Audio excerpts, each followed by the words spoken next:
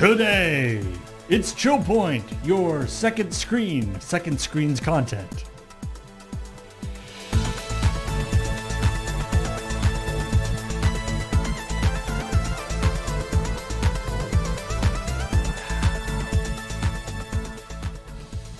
That's not bad. It's a good place to have this kind of stuff.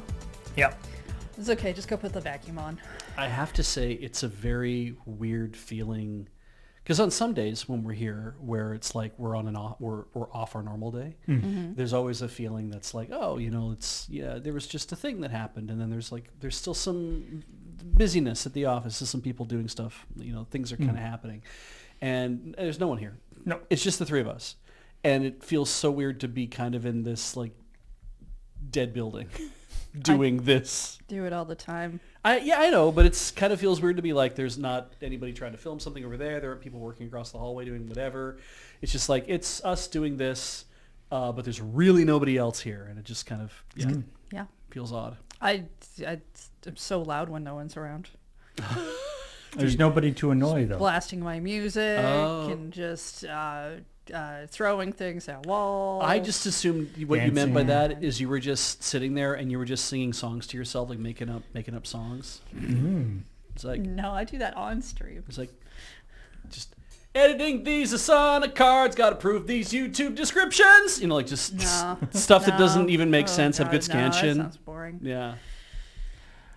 Hey everybody, welcome to ChillPoint, the show where we talk about this week's episode of CheckPoint. Sometimes I just scream at the top of my lungs for no reason. As well as give you exciting revelations about some of the people involved in the production of CheckPoint. No, my secrets. Everybody... I don't yell. I'm not good at screaming. Everybody appreciated your the editing sass back. They needed that. Yeah. When you're the They final asked for voice it. on a production, it's true. Why not take? Usually I don't care. Yeah, exactly. But that day. Yeah. But anyway, let's talk about this week's episode of CheckPoint. Because now I appreciate somebody, and I think it was the same person followed up, which I thank them for their feedback. All right. That last week they were like, I love CheckPoint.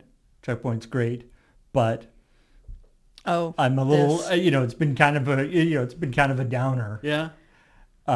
And I'm I hope that I kind of hope that you guys I look to you guys for a little bit more It'd be nice if there were stories that didn't suck. Nicer stories. Yeah. Which I mean, we would also like that. You're allowed to feel that way. And that same person, I believe, said this week that they were happy with they were like, this was nice. Thank you. It was more... We didn't do it for you. Mm-hmm. No. But... And also we don't... Well, we can control which stories we decide to write. There are just weeks where there isn't much in the way of levity. This is just a subtle jab at the fact that I didn't write anything this week. Yes. No. In their initial feedback, because I do remember this one, they said that week was really downer except for the one that was funny. And then we all had to draw straws to decide which one was funny. But and I mean, it is interesting. I do find it interesting, the sort of cycles of video game, the cycles of news in the video game world. I mean, like when it rains, it pours is kind of how it feels, right? It's like, a bunch of dour shit is all coming out at the same time, and then like happier stuff starts to bubble through later. Yeah, and I'm sure this is the case with other industries, when you're covering other industries as well. But there definitely does seem to be some times when, when there's a real pile on stuff. And something we talked about last week was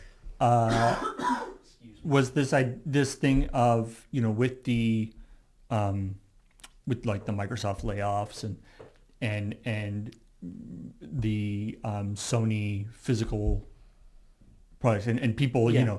and people hammering, I mean, Sony in particular, people hammering them on social media for like unrelated things, right? And this idea of like, don't let them, don't forget, don't let them sort of distract you. Yeah. Yeah. And there's an aspect of that, right? Like when all of those stories, the Xbox laying off people, Sony doing physical stuff, all the various other industry things are still happening. Yeah. Obviously. Absolutely. But for our purposes, it doesn't make sense to be like, and also, by the way, bad stuff still happening, just in case you were, not depressed for a sec. I think it yeah, it Just also, in case. Yeah. it's also a good, a corollary to that too is also that a lot of people will see comments that show up from people who are like, but you should also cover this story, or you should also cover that story. I want to see you get angry about this, or I want to see you get angry about that. It's like, I don't, like, there's only so much room we can fit into ChillPoint for one thing, but also don't come to ChillPoint to watch us be angry about a thing, please. Well, okay. Don't come to ChillPoint looking for the angry, I'm going to yell and scream angry. Yeah, There's a difference. You're allowed to we be do angry have, on your own too. We do have angry moments, and I think that's fine. Yeah. I just don't have the energy for screaming. And use the opportunity to be, be irritated about that news on your own as well, and be like, yeah, you know what, my feelings are correct. Even if ChillPoint didn't cover that shit this week, it's like, I'm also mad about that. It's like, yeah, you can be angry true. about that still. Yeah. Yeah. Also, yes, we have covered Stop Killing Video Games a couple of times for the person have. who keeps asking. Yeah. But I know you probably don't watch this section of the show, so it's okay. Yeah, we have. And when... If something more happens, maybe they'll get more of it. So, with that in mind, let's talk about Mecha Chameleon. Yeah. And that is We're streaming that on that is Monday. that is how you pronounce it. Yeah. And yeah, we're streaming this on Monday. We've streamed it once before, but now we're going to stream it again. Looks like a blast. It is fun. It's a super neat game.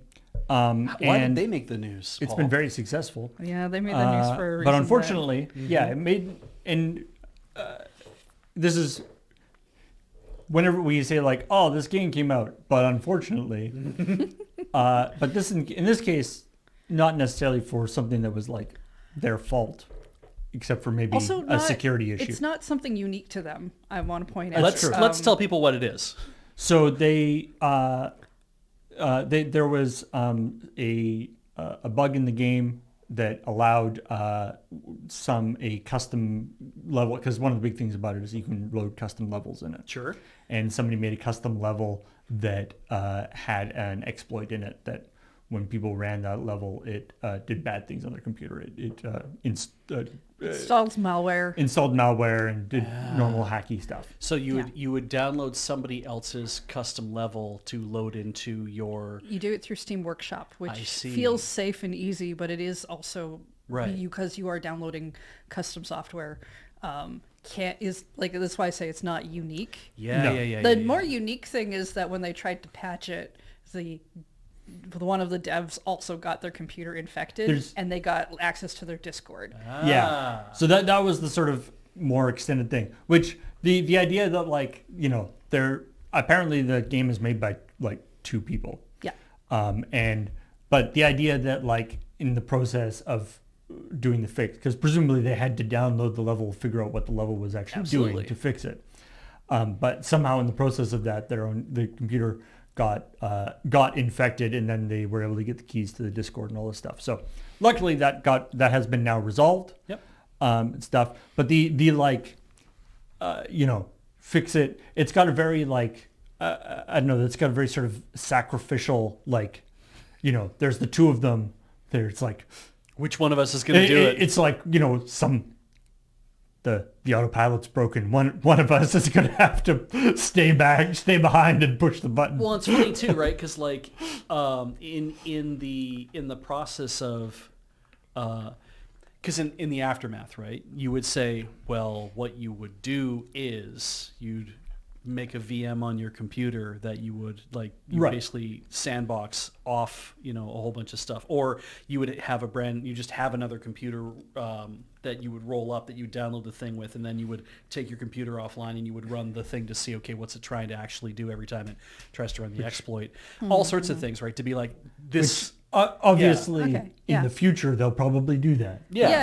It's always hard to I do mean, that. it's two people, and I remember when Desert Bus started, there were things connected by zip drops. So like, Yeah, you don't always have room or to kind of address that thing, right? You might not have the hardware or the ability to kind of roll that stuff just together. even You're like, the I'm just trying to knowledge, fix the damn like, thing. Yeah. you know how much a lot of people have to learn on their own to do anything these days. Yeah.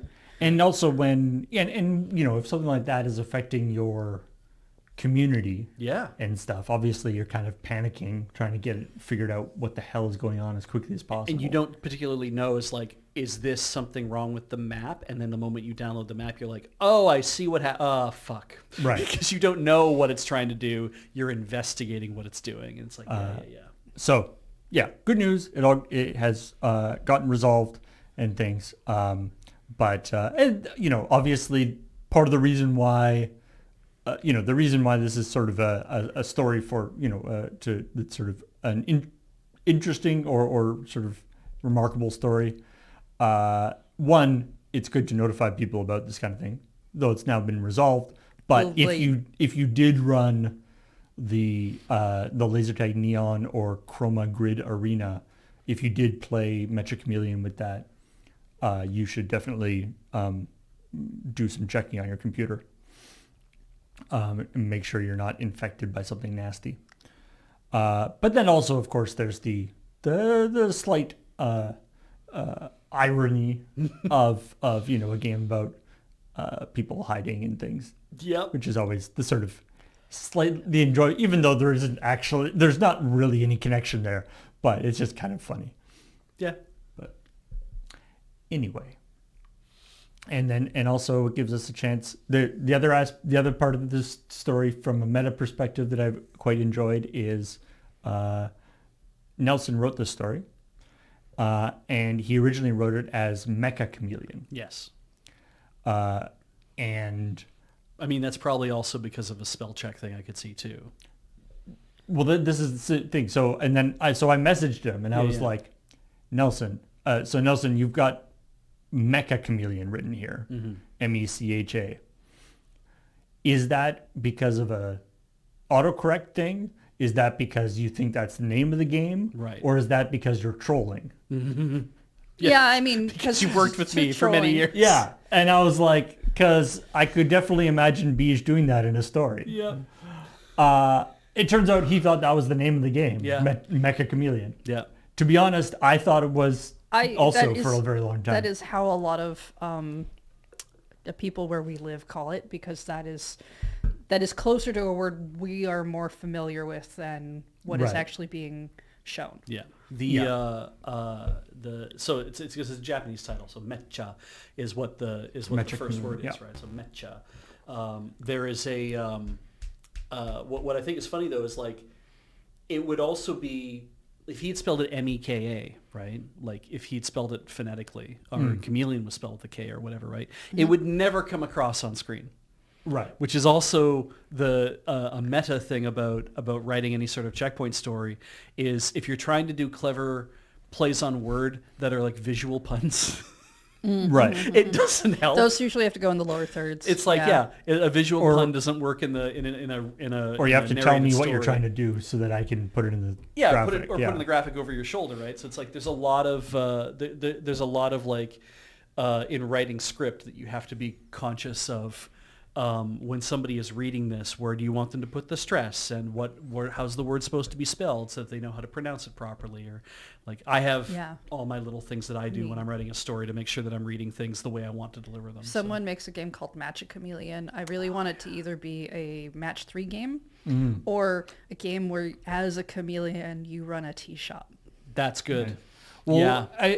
I feel like if it doesn't exist already, I feel like there's got to be like some, asset flip slop game called Mecha Chameleon. Oh, there's show already. up in Steam. I'm pretty sure there's ones that are trying to get misspelling Yeah. They're right just now, trying to, or because like, it is popular at the moment. or the thing that always happens with popular games where like the game will be like in the various app stores or whatever when it hasn't been actually, like it hasn't been ported to mobile, but there'll be versions of it in a mobile store. So I will tell you that on iOS, fortunately, there's nothing that has the same name as Mecha Chameleon, right? Or like a Mecha Chameleon or whatever.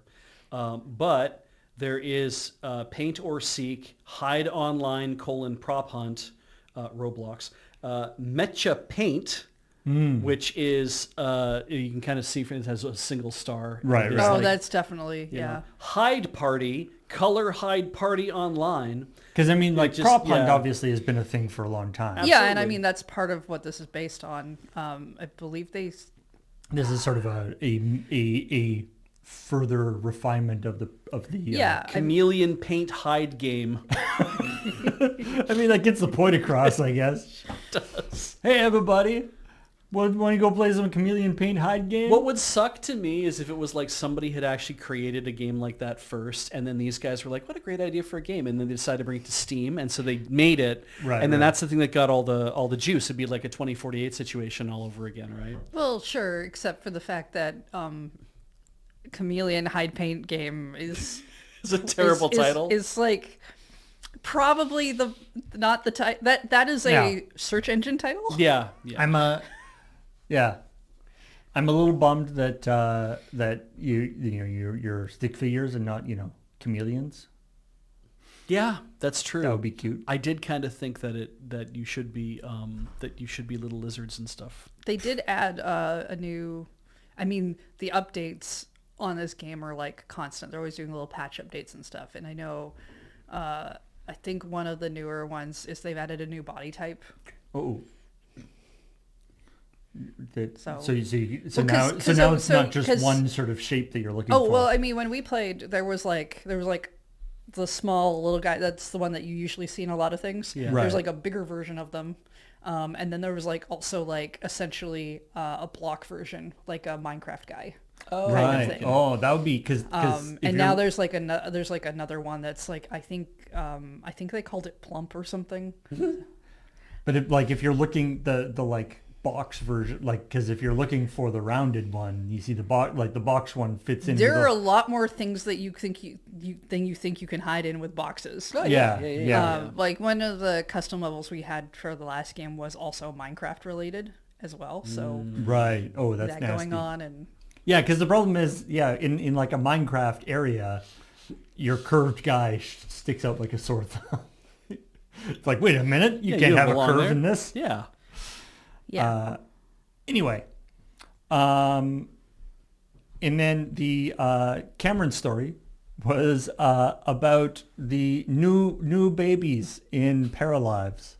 A game none of us knew probably even existed. So I this lo- would be a bonkers story. What I love about this this story is, by all rights, this is a very small story. Yeah. This is but Cameron, in his wonderful way, has the really drills down into all sorts this sort of fun idea I'm of assuming like, he picked some of those pictures too. oh yeah, So which He means picked that all the pictures, in Cameron fact. Cameron decided that not only should you be notified about the weirdness of the looks of a baby in a game, but that he should show you what a ripped baby looks like several times. Oh, A yeah. ripped baby. yeah. If there are, you I didn't see. Oh, no, you Here, should, one sec, No, no. these are like. if Did you ever think, man, I wish I had abs as a baby? Oh, like swole ripped. yeah. Yeah. Oh Christ! Yeah. Ripped. Also, if you're ever curious about whether Cameron wrote a story, if there is any like Renaissance art. any Renaissance art, that's a pretty good. I think they Well, go. Yeah. I have a challenge to live up to, I guess, for the next checkpoint. I got There to you try to go. make a very erudite You story should. about butts. You should definitely take one of the stories that you normally would do Yeah. and see if you can fool the audience into thinking that Can I write it like Cameron would? any of the others have written it. That's interesting. Yeah. Because then you of course then you get into the problem where it's like, because that happens sometimes when the audience kind of starts to get a vibe for different feels and stuff, but then there's that like slight taking offense to, it's like, oh, just because like I used a word with 3 syllables in it, Yeah. this must be a Cameron story. Absolutely, right? It's like, oh, this is polysyllabic all of a sudden. That reminds me of on Late Night with Seth Meyers when he does Surprise Inspection, because it's my favorite game to play at home, because you get to know who the monologue writers are after you've watched Surprise Inspection a few times, and it's just very fun to sit there and be like, "That's Brian, yes, that's Scollins." Really? Fucking that was somebody else? That's Scollins. Like that. I love that because it's just like I get a chance to play along to see who told the terrible joke. Write your story like twice. Read it twice in the same episode. Yeah. In the 2 different styles, and see if anybody picks up on. See if anyone notices that there are 2 different stories. Right. So yeah, if you just to fill your I don't know why I want to test the audience so hard all of a sudden. I get it though. I get why they made so the this change. Is, before and then after, and and Cameron's point was that it's like the before babies look kind of weird. Yep. Well, but his point is that babies look kind of weird. Yeah. Okay, he's right. But the after babies look more like cartoony baby. That before baby looks like they're wearing a wife beater. And it looks like they'll mug you in an alley. And kind of looks like he's got like a bit of a mustache. Yeah. I'm gonna go out and get some cigarettes and go hang out on the beach. You coming with? Yeah, they both look like they hang outside on the corner like bumming cigarettes from people. Whereas like in the after, the after still looks weird in its own way. Yeah, but it makes more sense that all they did is just move all the features down on the face, and it's like, right, because your eyes should be lined up with where your ears are. But when they had everything higher, it's like now they look cartoony and they look like grown people. But when you move all the features down, it's like, oh, they look like babies now. Okay. As Cameron says, post-patched babies look like beluga whale. Like a beluga whale has used a toupee to trick you into nursing their calf. So anyway, excellent. This is an excellent example of a story that, like I said, this is at its core a very dumb, small story. Mm-hmm. And I love when it's like you can just kind of niggle away at something, just kind of be like, let's really dig down into this. Like, what's going on here? Also, this led to because Cameron was talking about this at the office, and Ben was around, and Ben's a big Sims player. Oh yeah. And he was like, "Oh, do you know about the like Sims?" Basically like Sims looks maxing like thing, and you're like, what? And that's apparently like a big thing. People like posting pictures of their Sims on like rate my whatever, and people being like, this is pretty good. What you need to do, it's like you need to the labiomandibular distance is a little big. You have to adjust this. Basically, doing the like looks maxing stuff. Yeah, because you can play with all those different dimensions of the face. Yeah, you can body shame fictional characters. Man, I remember we did I did a stream when it was like the 18 games and counting, I think it was, or maybe it was the Wheel of whatever. But anyway, I was doing a stream and we ended up playing the Black Desert online game, which is it's like a Korean MMO. Mm-hmm. And one of its sort of claims to fame is it has a very extensive character creator. And I like to the point where I kind of panicked. Like every like facet of the person's like face and wow. body could be adjusted separate. Like every ab could be adjusted separately. Every angle of their face could be adjusted separately. And I'm like, I can't handle this. Yeah, no. Oh, God. Ugh.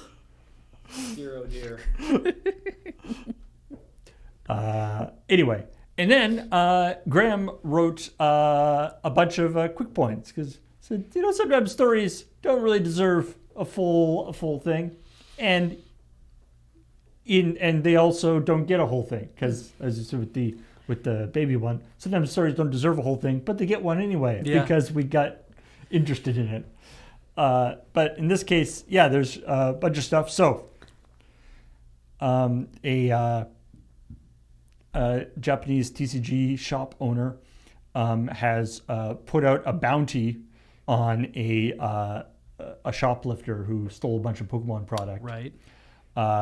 And with the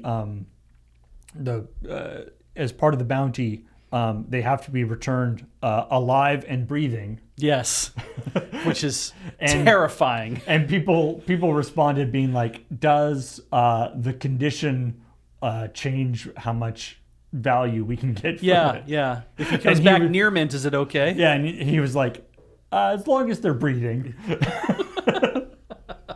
So of course, I mean the joke amount being of heavily played. I mean I know it's shoplifting, but the amount of like stuff I see online now about what they try to do to stop scalpers. Right, the cutting of the packages open.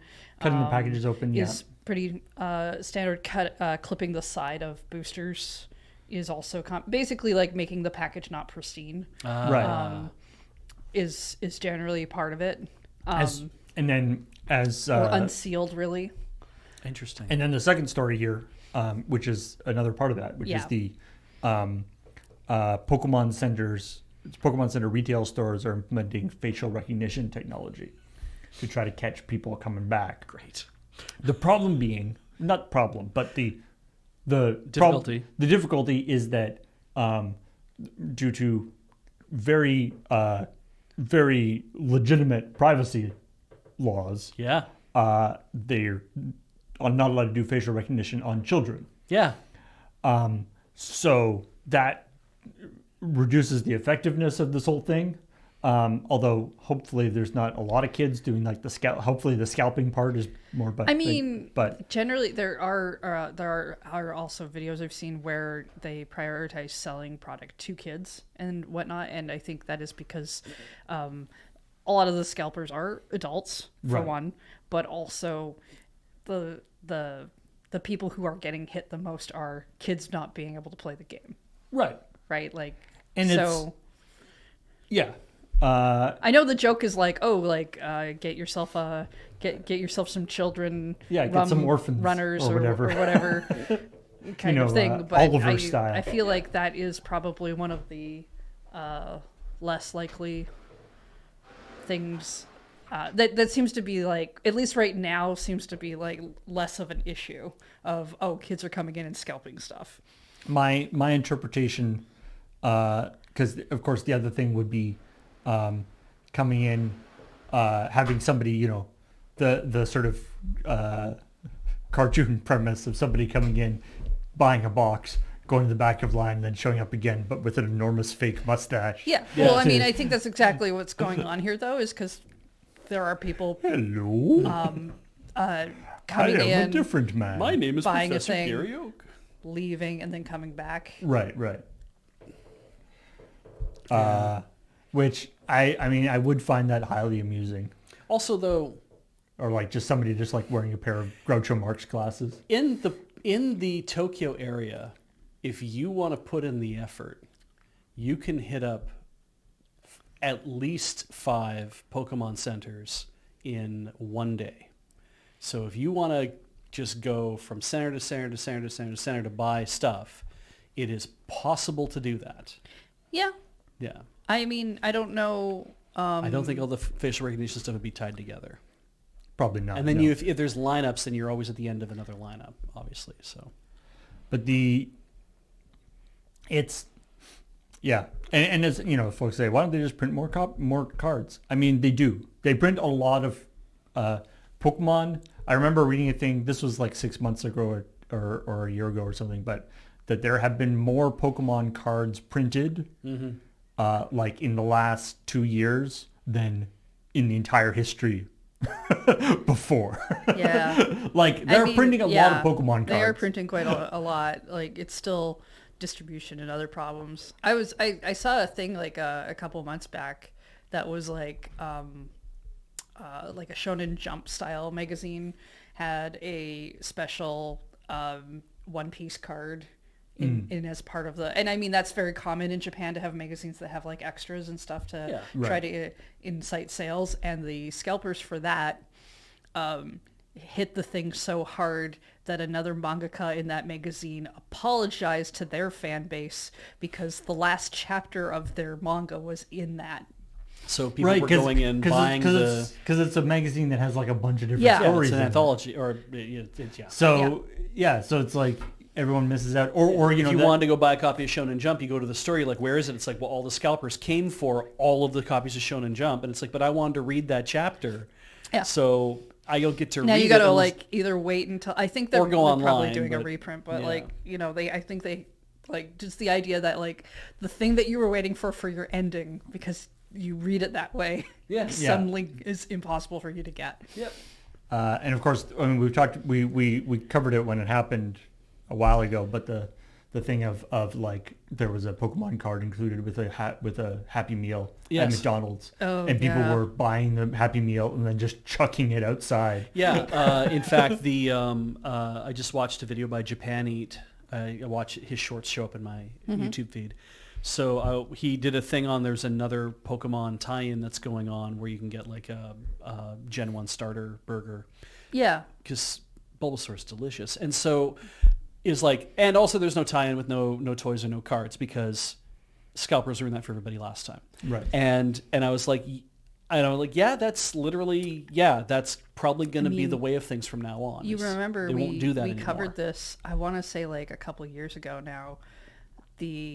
There was that museum that was giving out Pokemon cards if you came. Van Gogh's museum. Because of the special artwork and stuff, and that got trashed so hard that they basically shut that down within a day. Yeah. Like, I don't This think is why we can't have. I don't think we're allowed Pokemon cards at all. Well, it does make me wonder that I'm like, when you start for promotional things. when that, you start especially. bumping into the edges of that it's like obviously the Pokemon company has to start thinking about what can we do to do promotional collaborative tie-ins because the product is too popular, which is not a problem. Is not what you think would be a problem. It's a weird problem to have. Yeah, it's like how do you actually distribute and develop? It's like it's damn near impossible. I did see a reel that had I get these every so often. The people who have Pokemon stands at different conventions and stuff where they're like selling singles or like doing some trades and stuff with people, and they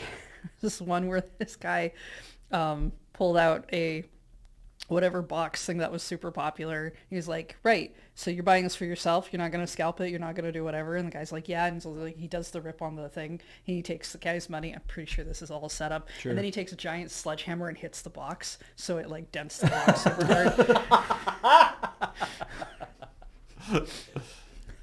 Nice. Yeah. Gotta do it's that bad you can make jokes like that about it now. There you was gotta, that. Got to do the like pack of cigarettes thing. Be like, okay, if you're gonna buy these, we're gonna sit here and you're gonna open them all right now. Yeah. You're gonna have to smoke all these cards. Yeah. There is a just because we're on the topic of Pokemon cards. There's a video from a couple weeks back that I saw CTV News ran about a kid in Alberta. I think it was like Lacombe or something. Oh right. He opened an error pack that was a God pack, and it had like, what was it, 7 or 10 copies of the exact same shiny gold mega something or other card. Yeah, that's Darkrai, what it made it an error pack, is like, this is clearly a misprint of a thing. Is it Pokemon? Yeah, it was a Pokemon pack, but each one of those cards was worth about $300 or $400. They were all shiny and gold and like the same card. Like you'd never get a pack like that. Yeah, and they had filmed, they had footage because he was opening it and he'd already had a few of them put out, and kids around were losing their minds, and somebody pulled their phone and was recording this as he's pulling out more and more out of his hand. Yeah, so it's actually really popular. And the kids were losing their minds. And the kid was like only about like 8 to 10 years old, and I was like, this is so great. I live for this. It's I mean, just because there are a lot of streamers who do it, it's very popular among kids to film their pack openings now. Yeah, this is just at an event. It was and like a release event. Yeah, it was a release event. Yeah, for like black or white or whatever, but it was whatever it was, and it was like, that's so great that a kid got that out of everybody. And I don't know if he immediately like turned around and had them all put into top loaders or what he did. He was holding them all in his hands and showing them to the camera, and was like, "Oh, you are touching those for way too long." Yeah. I don't know. They're for collectors to be happy with you. I don't give a shit. Oh, fuck collectors. Yeah. Anyway, it's a piece of cardboard. Yeah. The next game in the Atelier / Atelier Nope, I refuse to call it that. is, we were talking about this. It's like Mecha, Chameleon. I can totally do. Yep. Atelier, I am not going to change, man. Yeah, it's Atelier. Like, that's what it is. Atelier, right? Yeah. It's Atelier, yeah. People in the game call it, or say Atelier. Yeah. Yeah. But if I remember correctly, the dubbing for this game, for all the games, have been pretty fucking dire. A lot of them, yeah. yeah. At least the ones I've heard. I'm not calling it that. Yeah. Atelier. That just hurts me in a different way. They're losing an entire vowel. Anyway. And it also just works with the names better. Like, I mean, the names are stupid. Yes. But like Yeah. Atelier Maruru, which is that is the name of one of the games. I know. Yeah. But it sounds But like, it's got it sounds like partway through Yeah. you start having a stroke. Atelier. Like, is your battery winding down, or are you just like... Your mouth might be full. So this new game is going to be called Atelier Caria. And apparently eating is going to be a big part of this. Yeah. Now, the Atelier games have this, the sort of alchemist thing. The girl protagonist is usually like some sort of, like you do. Yeah. You do, Yeah, there's a sort of cooking aspect, but it's usually like making potions and stuff. And so maybe that's going to be part of this, that you make like magic food or something. Who knows? So, Beach, how would you feel? Let's assume you really like Atelier. Right. And so you're going to get this streamer survey thing that's like, hey, do you think in this game that is connected to eating that it would be fun if the character got fat and then slimmed down based on how much food they're eating? Yeah. If they eat too much, then they get pudgy. And then they slim down between things. This cute girl that's been in all these games? In this survey, well, this is a new character, I think. Well, yeah. Yeah, but in They're this always a new survey, is there character, I'm fine with it, I don't like it, and ... what? Because I think I'd go for the third answer. I think the survey is, yes, I like that fetish. I'm caught entirely off guard by what prompted... I mean... And really, the thing is, I don't have a problem with it. Like, even if I was a massive fan of the gamer, because, like, thinking of any other game that I play where food is, like, a major thing, if it did actually change the overall model of my character, be like, you've been eating an awful lot of heavy, rich foods and stuff, I'd be like, I think it'd be a fun knob to twiddle to be like, well, I better feed him some healthier food from now on. But it rarely comes up as it, also because... it's an adventure game. She's running around a lot. She's going to need a lot of calories. She's probably not going to get heavy in a quickly. Well, and it's like the body type of your character, is often a thing for the like character customization stuff at the beginning. Absolutely. But having it actually, like dynamic, like how over what time period is this game happen? Like, my understanding over the course of a day. Going like whoop whoop whoop. Yes. Whoop. Yeah, like, that's not great. Like it depends how that's implemented, but I've also found that it's like you see this in some games where it's if your character's out in the sun long enough, they get a tan. Right. And then if they're not, it fades off. The tan goes away. Yeah. And so it's like, that can be an interesting mechanic. Sometimes though, those games don't really let you do any body builds on your character at all. Right. Right. And so you have people who are like, I threw my character into the sun so that I could get a skin color that was closer to mine.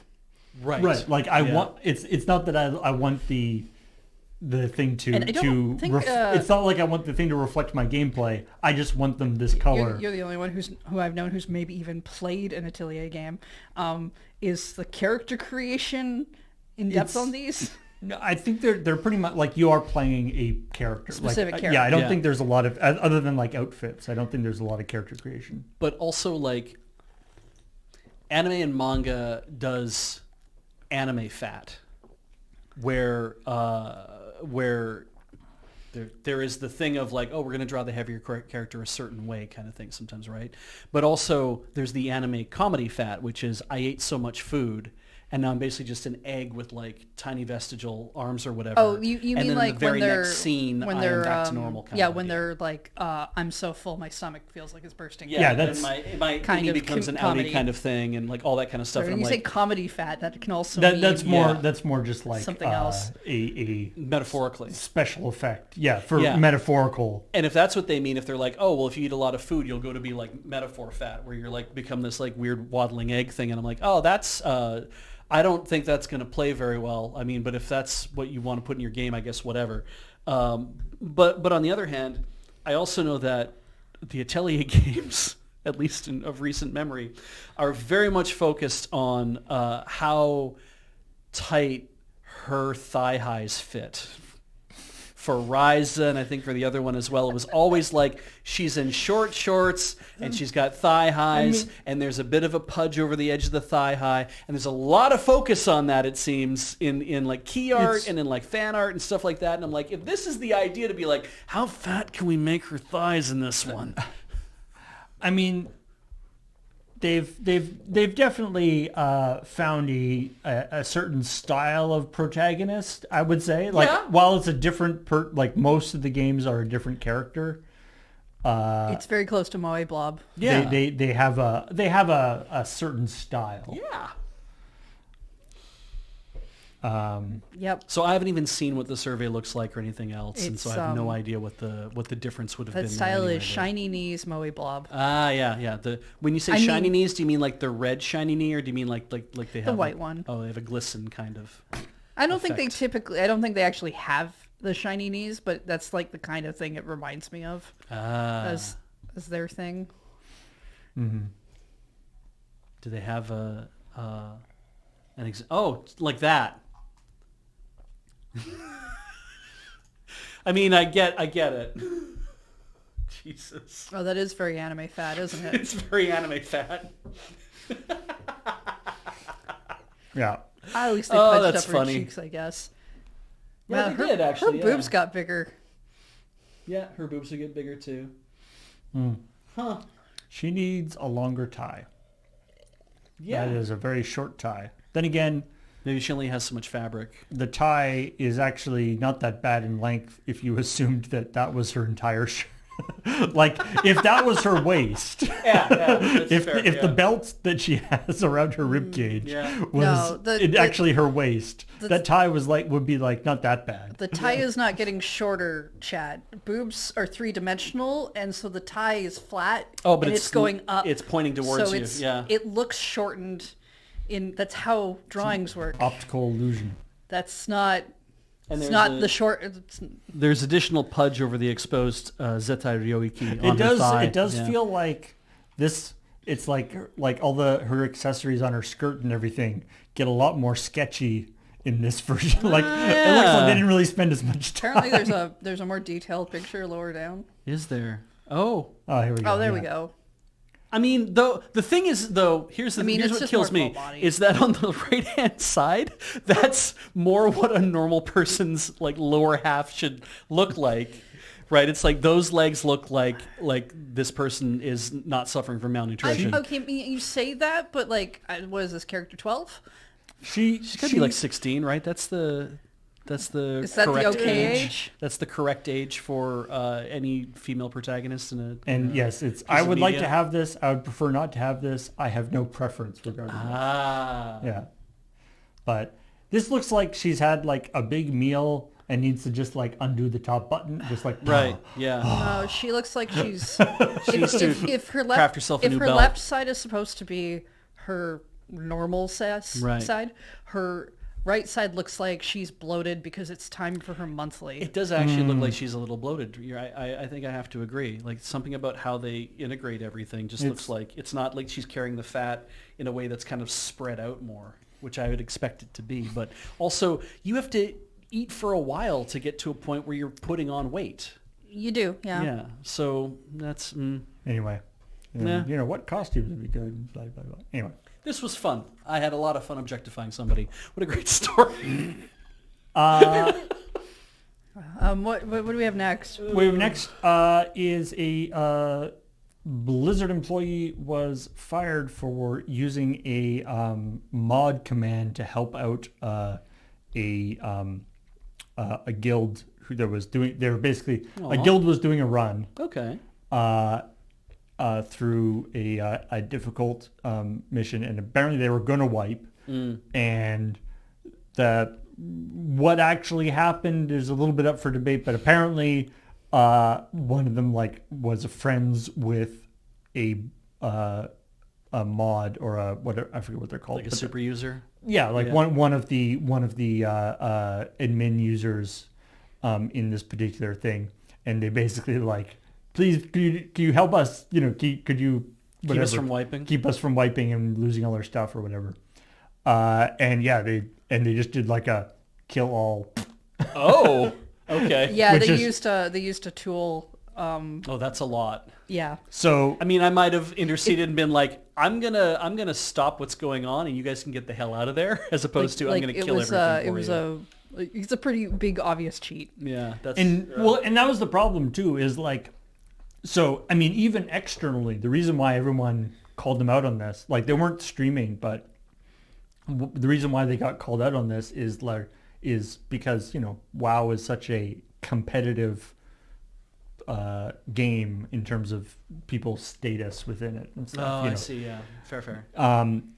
All of the stats for raids are recorded by various third parties and stuff. Right. And not only that, but like it's like, you know, every move that everybody did in the raid is basically recorded.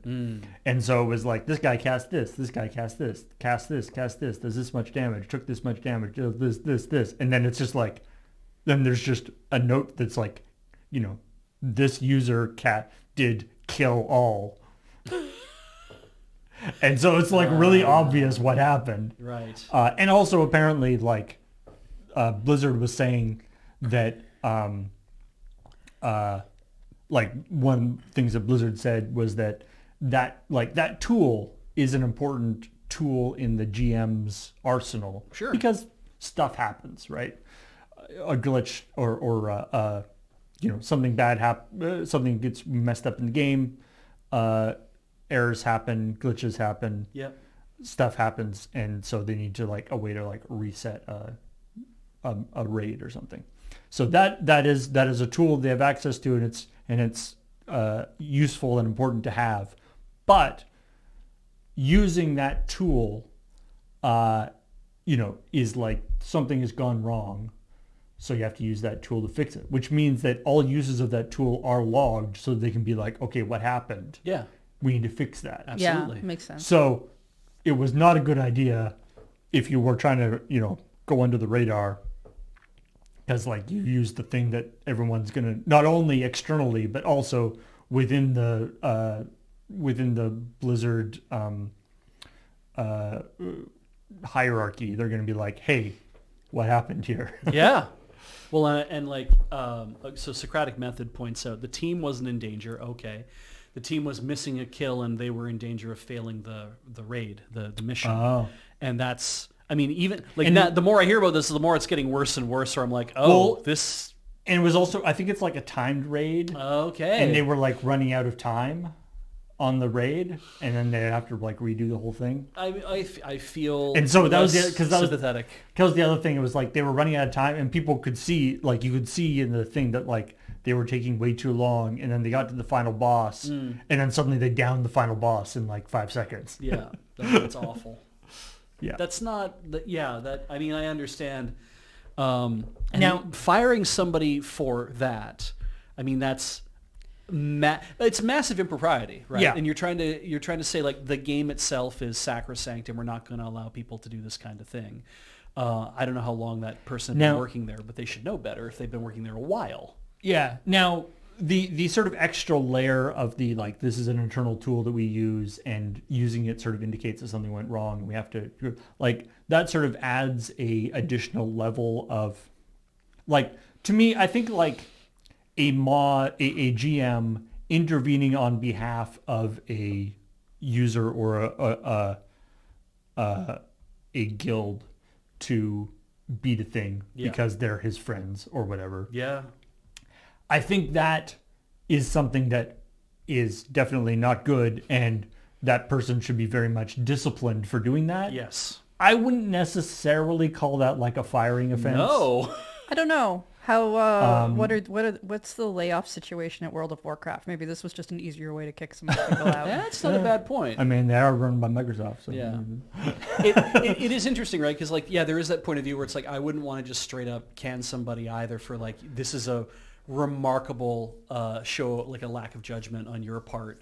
And then maybe there was a discussion internally and they're like, can we move him to a different team? Can we revoke his access to these tools? Can we do whatever? And it's like, we're also looking at this at the viewpoint of this is his only infraction. yeah, Right, But maybe there wasn't. This could have been the last infraction. yeah.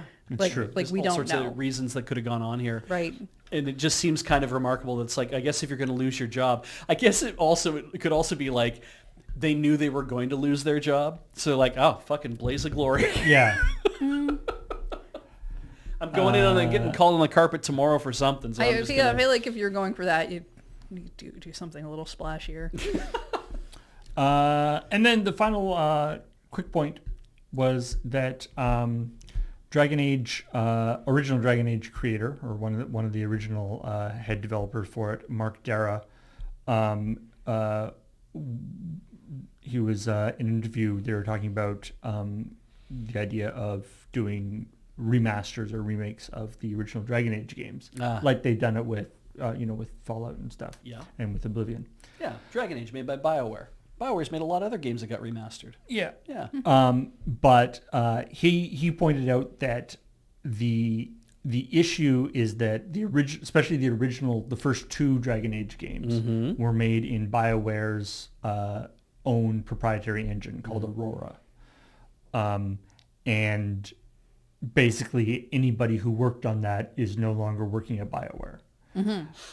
So the idea that there is so it would be, what he says, the headline is that it would be impossible. Right. The real answer is theoretically that you would basically have to redo it from scratch. Yeah, it's a lot of work for a remake. Rehire a bunch of people, and then the part that we or Graham kind of locked in on, which was the sort of fun thing, was him saying, and I don't really see that happening because EA doesn't like having employees these days. Yeah, that's a really great quote. Which there's more to the rest of that quote is EA doesn't really like having employees. They prefer to have like contractors instead. Yeah. But just EA doesn't like having employees is a funny line. Definitely very telling about about like, let me let you in on some shit that's going on in my life.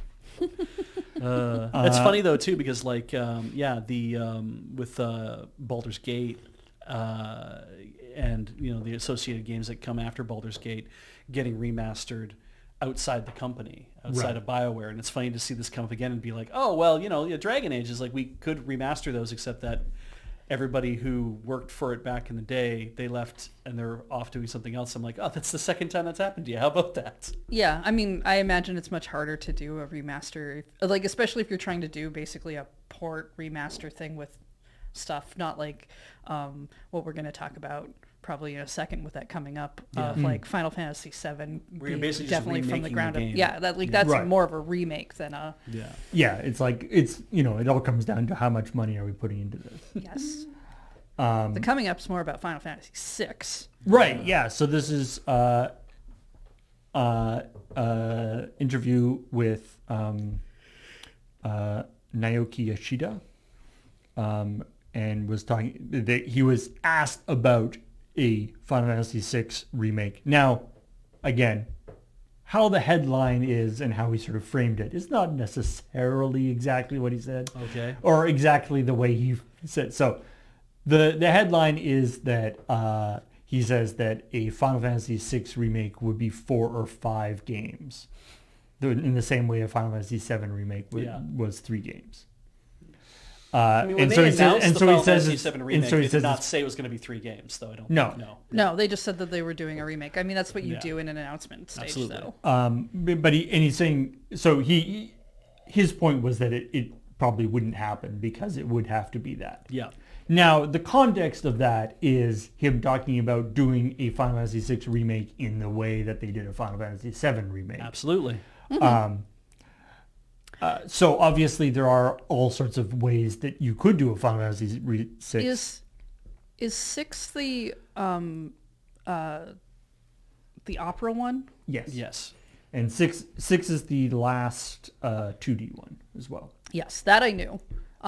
It's hard when people keep talking about 3 and 6 being like wherever Right. And I would put 3. I would put 6 as like it is. I would put it as probably the one of the best RPG on, like, up there with I guess the best RPGs on Super Nintendo. Maybe Chrono Trigger as well. But like, it's a great game. Yeah, absolutely. And it's got a lot of really neat stuff in it.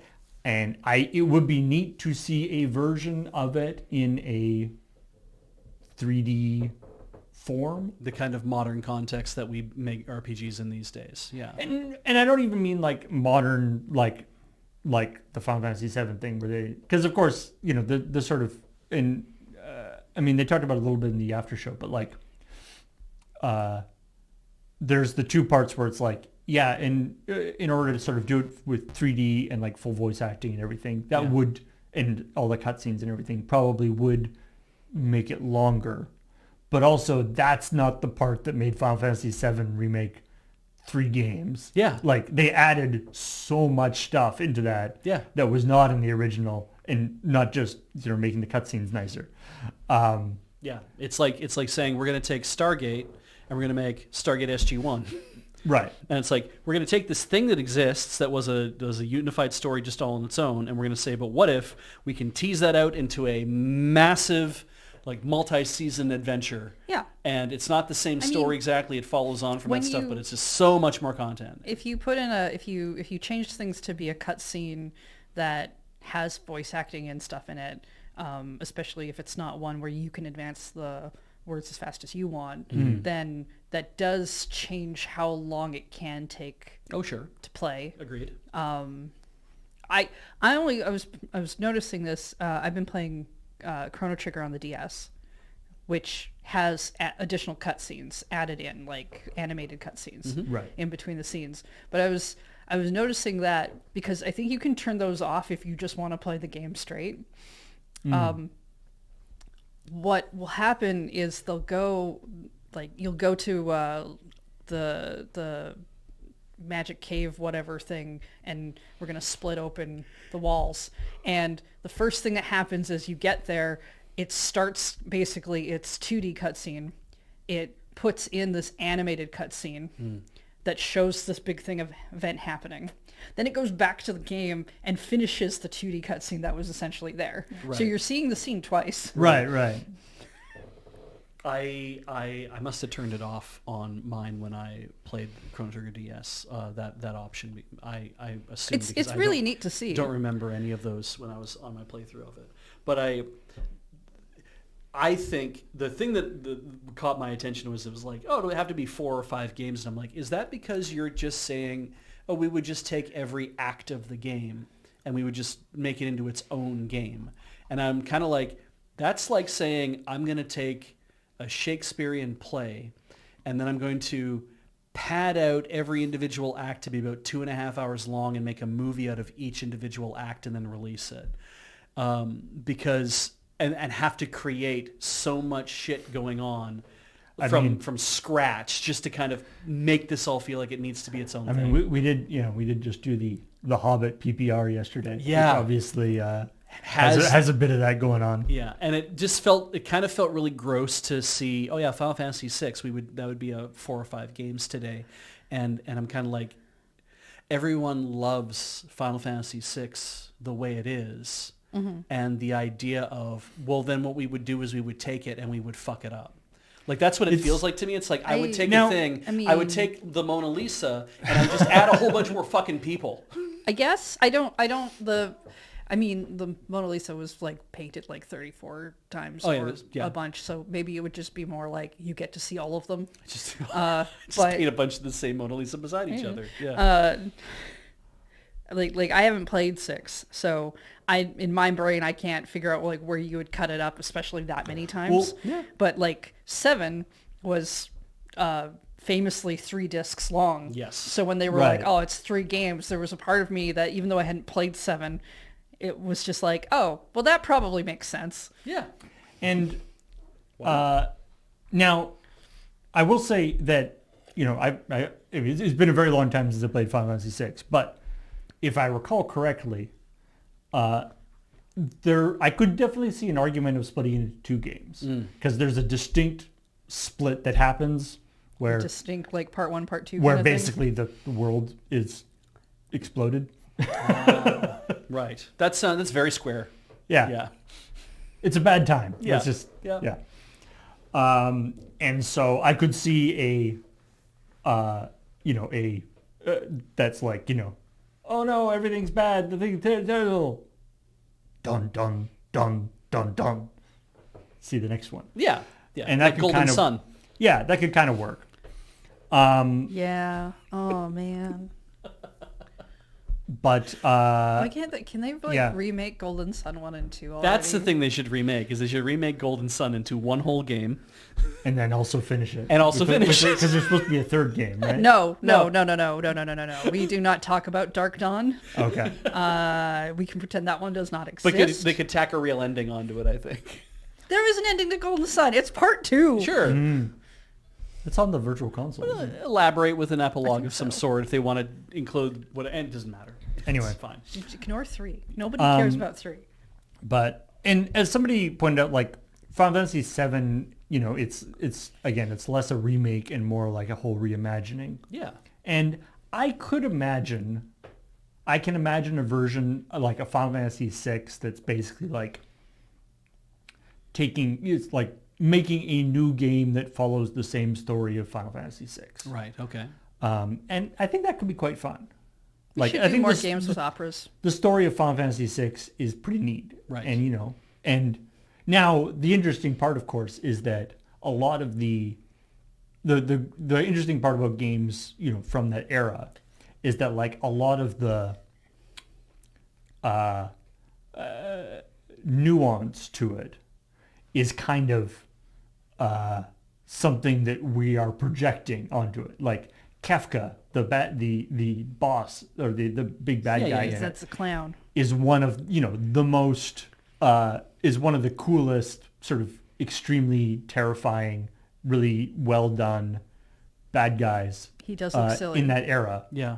But he has like 10 frames of animation and text and a really annoying little laugh looping MIDI. Yeah. Mm-hmm. That's it. Yeah. Right? A lot of it is kind of in your own mind. And so when they, if they make it into like a full thing, making, it's that whole thing of like, you don't show the monster, right? Yes. It can be disappointing to actually show it, Yep. especially if it's all like CG or whatever.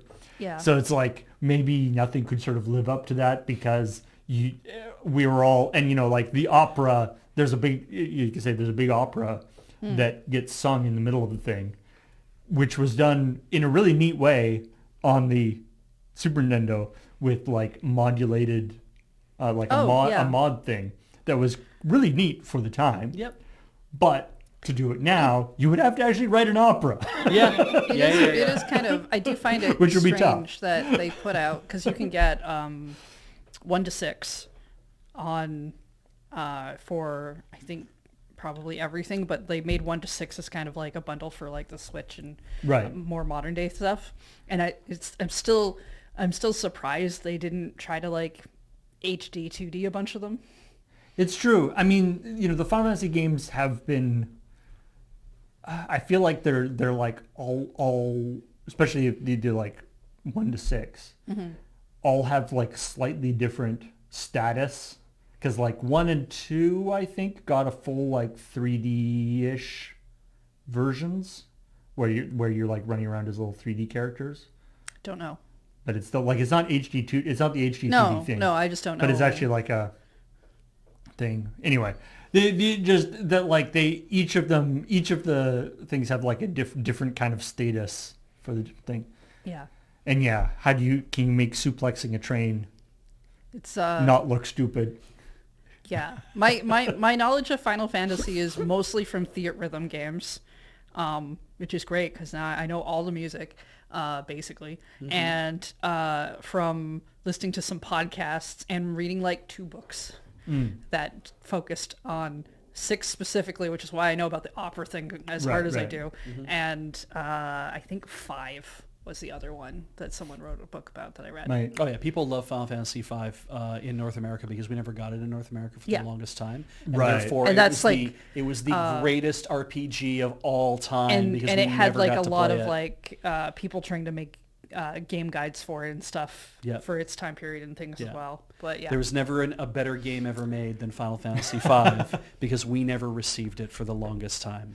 Right. So it was it's the forbidden fruit. Exactly. Yeah, it was too good to release anywhere other than Japan, and so thus people having to scrape together to just if we could just translate it just a little bit, translate it better, or make a guide that's just a little bit better. You'll all understand how good Final Fantasy V is. Theatrhythm also plays like it's got some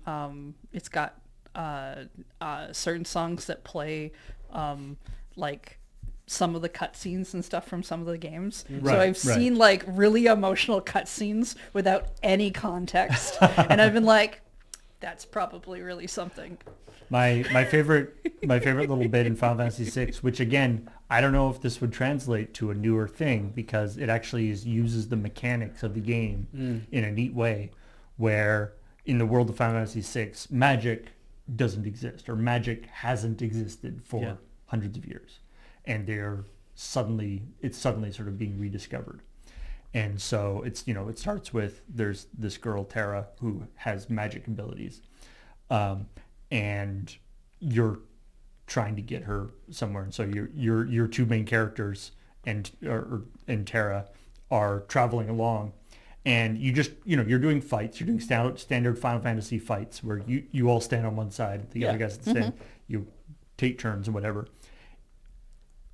Whenever during that first little bit, if you ever use one of Terra's magic abilities, so like if you can just fight and nothing happens. Yeah. But if you actually use one of her magic abilities and do like fire 1 or whatever, then the fight, like this turn-based fight, stops, like still in the combat view. Yeah. And your 2 guys, you're the 2 guys who are supposed to be over on this side, go like, whoa, and jump over. Yeah. And are like, what the hell was that? Yeah. They basically make the dialogues and everything else start to come into like this scene. And so, but like it was such a weird and cool thing to do. Yeah. And unexpected. And I don't think that works without having the context of the like how that style of video game does their like fight scenes. Absolutely. Yeah. But anyway. I mean, 6 sounds pretty good. Yeah. 8, I would be intrigued by if I felt like I actually got to play the cute little girl who is it the white mage cloak, but I think I'm going to end up having to play the guy with the tail that might be a lion person. Not sure. This is 9? What's his 8? In 8. Oh, 8.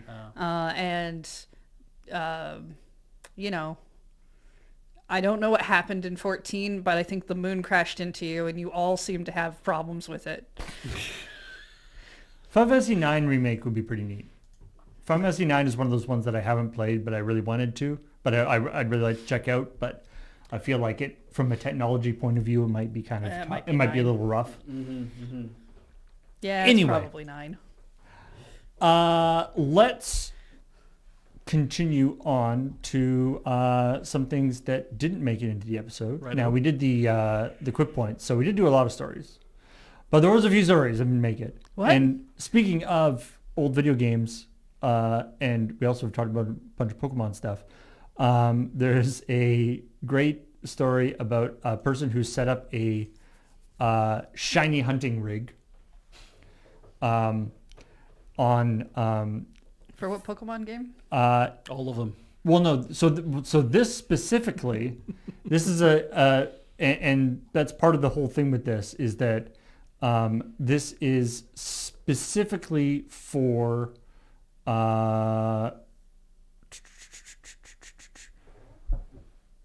which one is it? It is leaf green, fire red, and leaf green. Okay.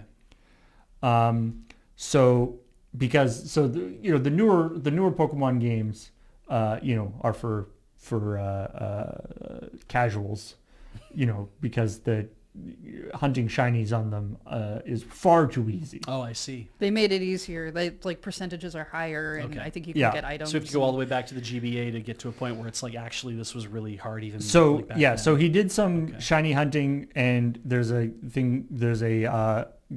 shiny that has a 1 in 806,000 chance to show up. But he wanted a new challenge. Okay. Um, New challenge. And so basically he wants to get a shiny Golduck. But a shiny low level I don't know. Basically there's a very, very, very rare shiny Pokemon. Sure. And it's not only rare, it's not only a shiny Pokemon, which are extremely rare, but this particular, there's like only one place where you can get, it's like a Golduck, but it's at a Golduck that's a lower level than it's supposed to be. Okay. So it's very unusual to right. have Because- it show up at all. And it will spawn as a If you- shiny if it does. Because Golduck is an evolution of Psyduck. Right. And if you get the shiny of Psyduck, you could just evolve it, and it would still it You doesn't. still have a shiny You don't Golduck. lose the shine when you evolve Pokemon. That's good. That's good. But the idea is to have it at a really, anyway. You want to have it at a low level to prove that you caught the thing that doesn't show up. Yeah, I get you. Okay. The interesting thing about this is his setup for doing this. He has 58 GameCubes and Wii's set up. Holy shit. Well, the Wii's are easier to get. Yeah. Yeah, I will say that. But the thing that I love about this is how it works is he has the Wavebird controller for GameCube, Uh-huh. and the Wavebird controller Is wireless. is wireless, but it's also not like Bluetooth. No, Is it, It's RF. that's correct. It's radio frequency. isn't the Fire Red game though like on a cart? Isn't that? Fire Red and Leaf Green are GBA games, yes. yeah, which means But I guess you can play it on some sort of the virtual thing, I guess. So you should be able to, I think they could be available on the Virtual Console for the Wii. So you're basically just playing a ROM of it. A GBA, there's a GBA adapter. And you can get a GBA player that adapter goes on the for bottle of the GameCube. GameCube, which And would you probably play an work. actual cartridge of that. Which point. would probably maybe also still work on the Wii because of it has the GameCube controller port. Yeah. The GBA adapter plugs into a port that's on the bottom of the GBA player plugs into the bottom Right, of the GameCube okay. through a certain port. If that port is not available on the Wii, then that means that you would have to open the Wii up and see if there's actually the same things you could like solder a Right. fucking wire into. Like it. Anyway. I don't know how he's doing it with Okay. hardware that way. So yeah. The fun thing is, because of how the Wavebird controller works, Yes. if you could get all the receivers on it Uh-huh. tuned to the same frequency, You only have to input one thing. which means that any inputs you do on the Wavebird controller will happen on all 58 systems at once. Oh, I love it. Now, if you don't have TVs for all of them, then maybe that's also fine too, because you probably only don't- have to watch one of them to know what Yeah. you're doing. But then you don't know what you've caught unless you can see all of them. Here's his setup. Presumably they make the thing that this doesn't talk about, which I was a little disappointed in the reporting in this Kotaku article. Maybe they did, whether he had some sort of, because I remember there was a system that somebody designed for shiny hunting on a DS. Okay. That used a photo cell pointed at the. Basically, they had a thing set up so it was just like running around in a circle. Sure. Okay. And then they had like a photo cell pointed at the screen because apparently it takes slightly longer to load the fight if it's a shiny, like it has to load from a different part of memory. Okay. And so the time between like you get hit by like a random encounter, the time it takes to go from black when you into the fight is a little bit longer if it's a shiny fight than if it's a regular fight. And so basically he could just set this up and it would like pause and like make a beeping noise if it actually got into a shiny fight for him to do. Otherwise it would just sit there and do it normally. Yeah, there's an extra sparkle animation. Yeah. Yeah. Usually there's usually you have an extra sparkle or something else, because if you've never seen that Pokemon before, and you see stories about that occasionally where people are like, oh, this person who's never played Pokemon saw this thing and thought it was a glitch, or they let go of whatever because they just thought it was it was the first time they ran into one and they thought it was just a regular whatever. Mm-hmm. Which I do actually, I mean, as somebody who's played like some Pokemon but not a lot, I don't think I've ever got any like shinies. But I appreciate that like a shiny Pokemon isn't like. Did you play Silver or Gold? Yes. Then you should have gotten the requisite. Or wait, do you catch the red Gyarados, or do you have to beat that one up? Because the red Gyarados is basically your first shiny. Oh yeah. For a lot of people.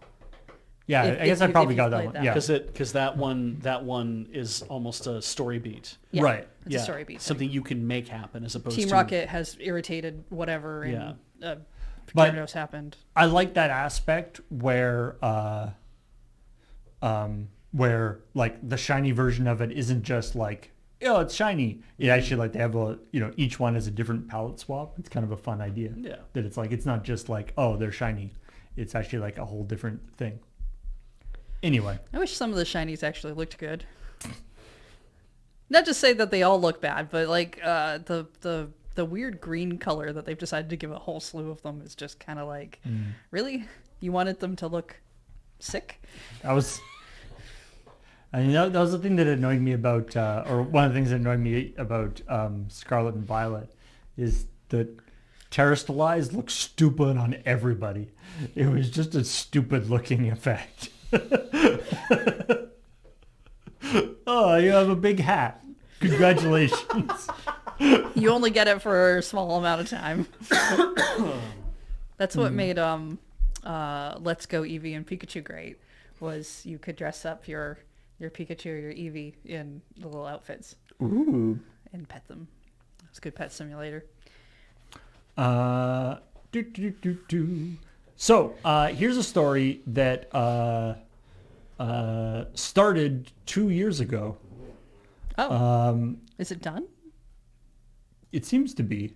So this started back in 2024, right. I think. Or maybe, no, sorry, it was 2025. So a year ago. So... Read us the lead. Fortnite, or Epic, sued two guys in North Carolina for fraud. Basically, they were, because Fortnite's got the user-created content where you can make stuff, and they have got a payout thing for it. Okay. So you can make, there's user-generated content, and then if your level's really popular, and you'll eventually have to take some money home. Yeah. As you might imagine, ideally, there's the number of people who actually make any reasonable amount of money on it is infinitesimally small, but it's it's like a Roblox. They're mostly all milliners. Okay. Yeah. Anyway. Yeah, they make hats. So these people got accused of fraud because they made some levels and then made let's see, they have about 15,000 bot accounts fed metrics into islands owned by the two to show as if they were they made their own followers, basically making it look like they were more popular than they would be otherwise. Oh, I see what you're saying. Which then that spurred people to go buy the maps. It's like, wow, a lot of people playing those maps. Well, but the payout you get is a percentage of popularity. Oh, it's not just when somebody actually acquires the thing. No, because the maps I don't think don't usually cost anything. Wow, this is a fascinating concept. Yeah. Okay. Anyway, I mean, we're free too, but so basically these bots there's 15,000, upwards of 15,000 bots were going around pretending to be real people, and doing, and then they say, and this is they do it like TikTok style, where there is a really irritating person who's trying to sell you supplements. Yes. Okay. Yeah. No, there's a pool of money. Oh, okay. And you get for developers. You get a slice. and then you get a slice of it depending on how popular your thing was. So you're not just screwing over Fortnite here. You're screwing over other people. Because then you're getting a larger chunk of that slice than somebody else would be getting, and there's only so much to go around. Yeah. But this is akin to like basically making sure you have like bot followers so that your channel looks more popular. Yeah. So in some cases, 99% of the engagement on the defendant's islands was artificial, which obviously is no good. No. So Epic sued them for that. All right. And that's been winding its way through the courts. And it hasn't been very successful on Epic's part. And so now it's been the case has been arbitrated. It's been dismissed, and there's an injunction, and an injunction has been agreed to by both parties. Basically, they're banned from Fortnite. Yep. Okay. Oh, all right. I mean, that makes sense. Which, as a punishment, is obviously just seems fairly lenient. Shit, ban me from Fortnite, like fucking whatever. Okay. So they and in fact, not only banned from Fortnite, but any Epic game properties. Yeah. That will make it more difficult if they ever want to develop a new table for Epic Pinball. Fortnite? Yeah, I know, right? It's like, what else does Epic make? And I have to say, for about 8 seconds while I was drafting that joke in my head and it was coming out of my mouth, I still didn't have an Epic game in mind that I was going to say. So I was like, fucking Epic Pinball. It's the only one I can remember. The thing is, Epic does make some other games, but then they kind of they make they bought Rocket League, right? Right. Oh, right. And like they bought a few other things, but then they kind of put those into Fortnite. Yeah. Oh yeah, I guess you could also be banned from developing with the Unreal Engine. That could also be a thing too. It's like we won't sell you that as a developer thing. Sure. So, yeah. I mean, who knows why?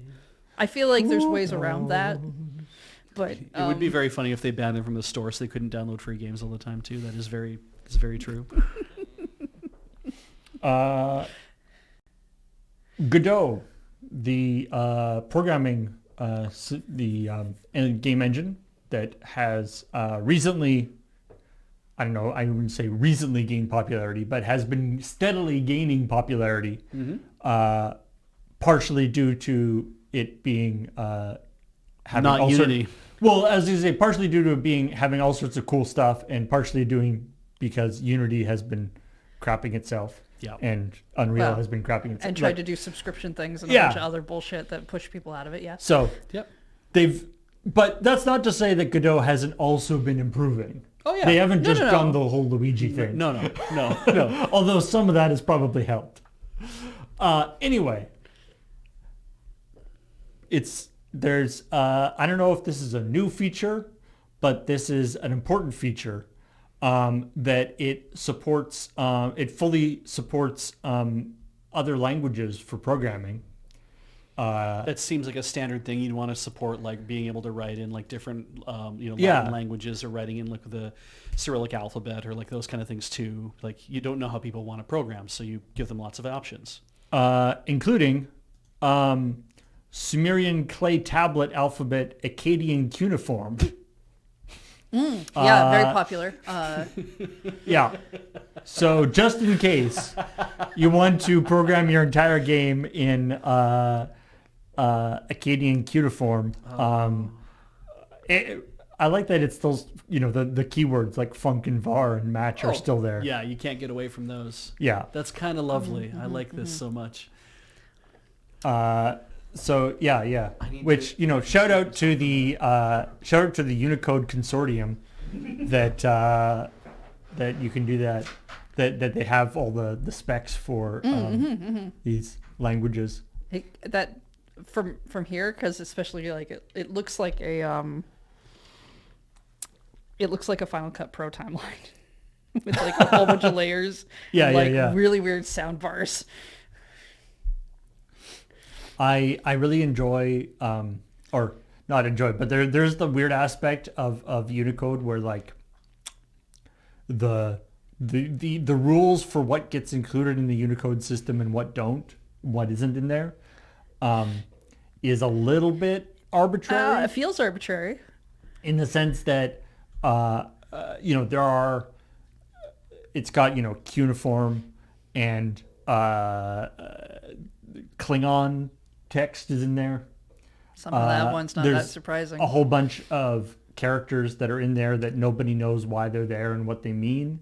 But because the spec for Unicode, the intention for Unicode is that it can replace any of the previous. Who do you petition to add There's a thing to your to Unicode? There's a Unicode consortium. There's a big a company made up of different. Like a Cobalt? Yeah, it's a cabal. Yeah, I mean it's a group.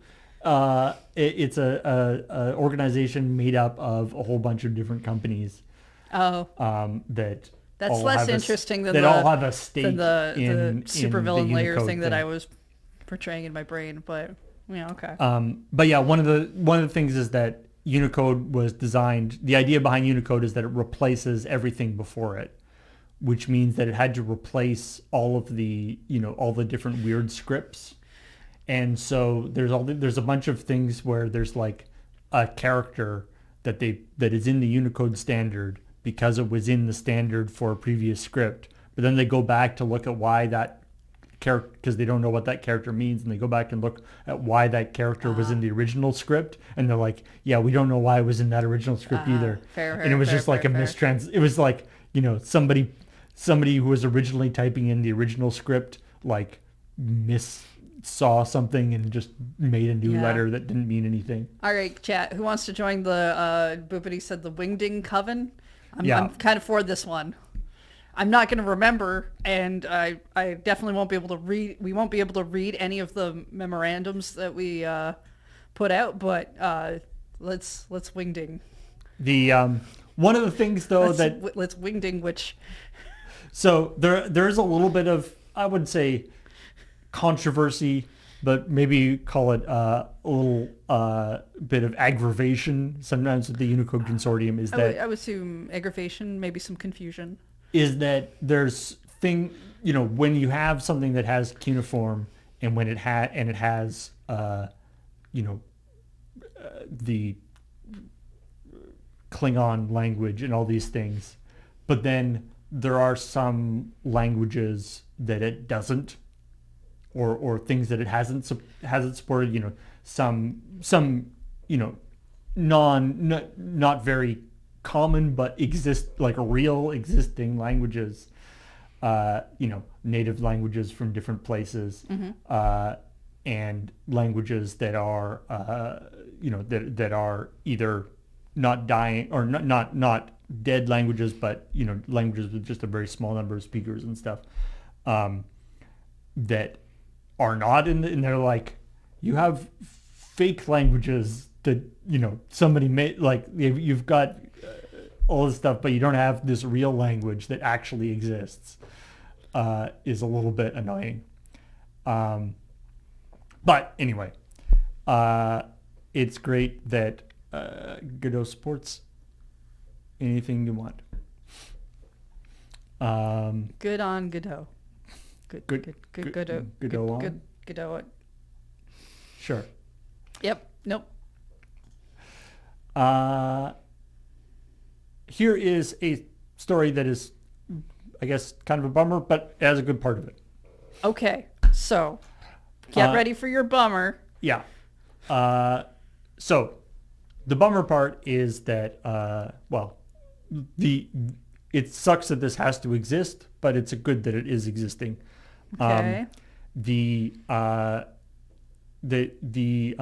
Communication Workers of America's United Video Game Workers Union has a United Video Game Workers Industry Hardship Fund. Right. Yes. So that's basically to support people who are either out of work because they've been laid off or because they are currently on strike or something like that. So it's to give people some support with that. So that's a very important thing.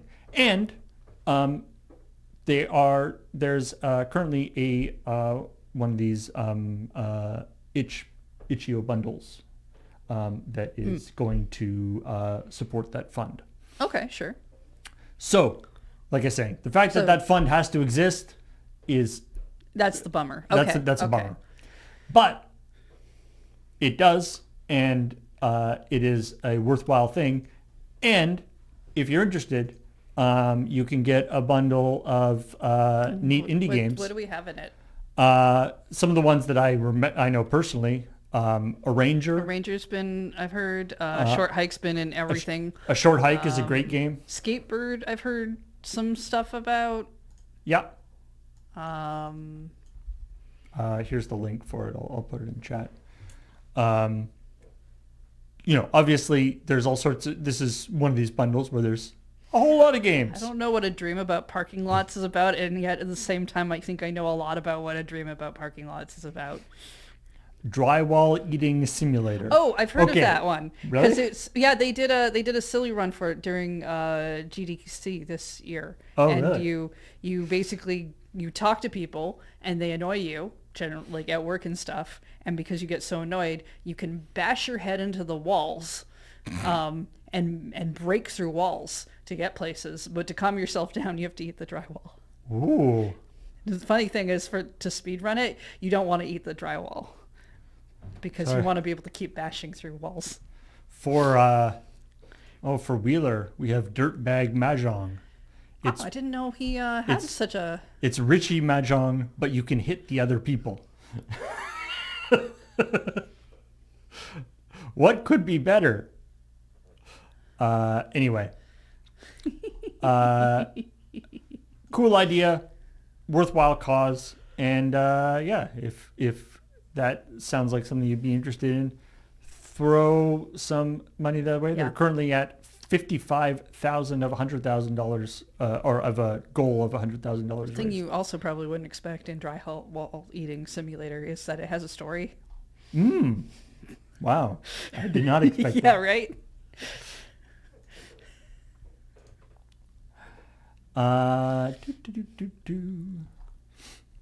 Here's something else that's a great little random bit of wholesome news. Oh.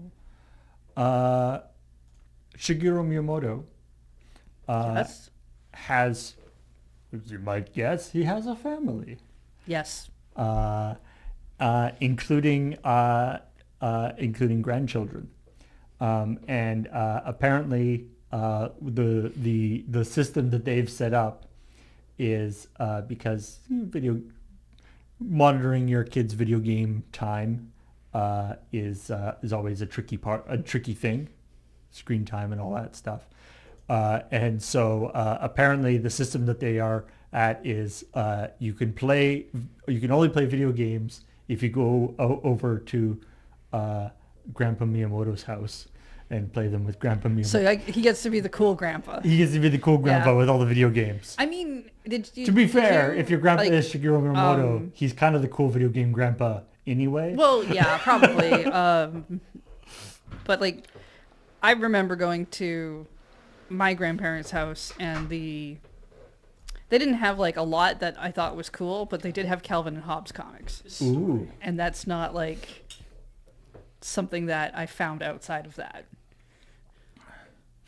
Yeah, so yeah, it says yeah. If they have games at their own house, they play them too much. So I keep the games at my house. Come to Grandpa's house when you want to play. I mean, he's probably got one of the best collections. I mean, I would guess so. imagine. Oh, sure. Although I think I remember reading in an old article or something that Miyamoto talked about that like he isn't necessarily that good at his games. No, he likes them and he likes the things that he gets to do in them clearly. But Yeah. Who knows how many he's finished? I think what would be interesting from this though too is he's not like a Mario speedrunner. no, exactly. And I don't think you should have to be the very best at your game if you're the dev of it, obviously, or at any level. But I do think it would be funny if the kids come over and they're like, oh fuck, we got to play Granddad's game again. He's gonna make, you know, they're like, hey guys, I just got a brand new Pikmin. They're like, that's great, awesome. And like, I want to fucking play Bloodborne. Yeah, play some Dark Souls. Yeah, it's like, and then when finally they're like, this is good, Grandpa, but do you have like Dark Souls for this? He's like, well, and then he goes back to things like, we got to get From to make something for us. It's like the Dusk Bloods. Yeah. We need to. It's like, okay, great. And in like 6 months when my family comes over again, the kids will love me again. I'm sure he doesn't just only have Mario games or whatever. No. Like a lot of people who make games also look at other games. No, he has access to all the secret games that Nintendo's suppressing. Right? Remember that whole thing about there's like Nintendo's clearly got like he's got this special they already have Ocarina of Time, Legend of Zelda, Ocarina of Time, Twilight 4K. Princess for the Switch. Yeah, they got all that finished already. It's just been sitting in the back. They just haven't released it yet because they got all these things that they've already finished. Yeah. And He says, don't go too hard on this. We're trying to have a wholesome moment here. Yeah. He says, my young grandchildren can't clear it yet. So they're happy when I play with them and help them clear it. I do like that. They say the boss in Captain Code Treasure Tracker is scary, so I play that part for them. I want to believe that his grandkids are like 14 and 16 or something like that. They're like, oh, Granddad, I couldn't, no, here you play for a bit, and maybe in a way, like I'm like, if they're very young, that's fine, but I do kind of hope that as they get to become teenagers as well, that they're like, no, we want to play together. Like, let's do this all together. That would be very heartwarming. Because when you're in an industry, like if you're a kid of somebody who's in an industry, you don't really get what your parents do, right? Right. You get it, but you just become so inured to it. Because every time I've ever heard a parent who's also like a famous actress or actor, and they talk about what they're, at an interview, like, oh, so you have your kids seen this? You're like, no, they don't want to watch that. Yeah, they're not interested. Yeah. Or they were totally into it until they heard my voice,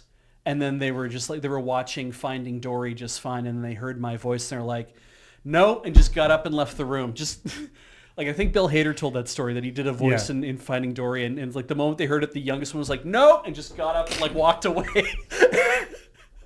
And I love the idea that your kids are so fucking sick of you that they will walk out of a thing they're enjoying because they're like, I'm not listening to Dad do whatever. I can't handle it. So I have to hope that in this case that it's like, Grandpa works at Nintendo is kind of like this. Maybe it's fun. Maybe it is interesting. Well, I mean, you're saying that we're laughing at the Bloodborne or whatever.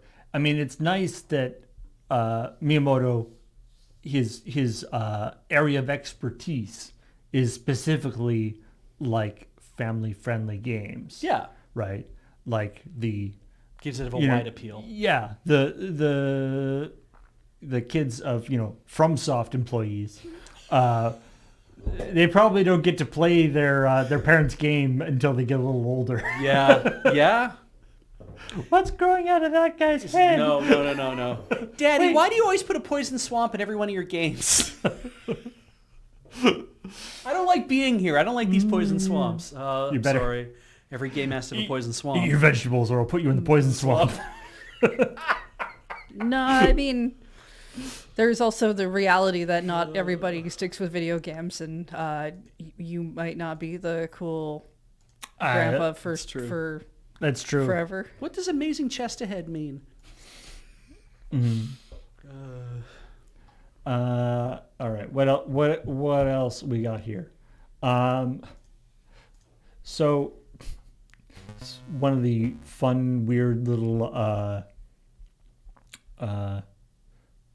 confluences of things.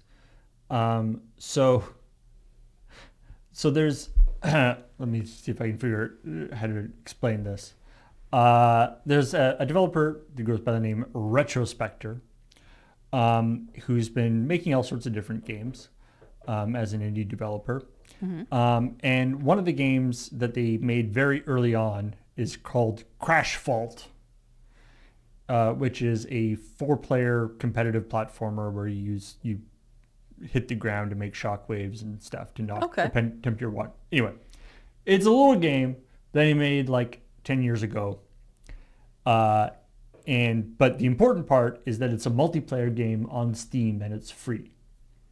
Like it's a free multiplayer game that he just sort of made and released. All right. Okay. Locked in. He noticed a couple months ago, or no, sorry, not 10 years. It came out in 2018. Anyway, he noticed a couple months ago that the game, which had up until that point gotten like 10 reviews, suddenly had 500 reviews and its popularity had shot way up. All right, which streamer played it? No. See, so the trick is the trick is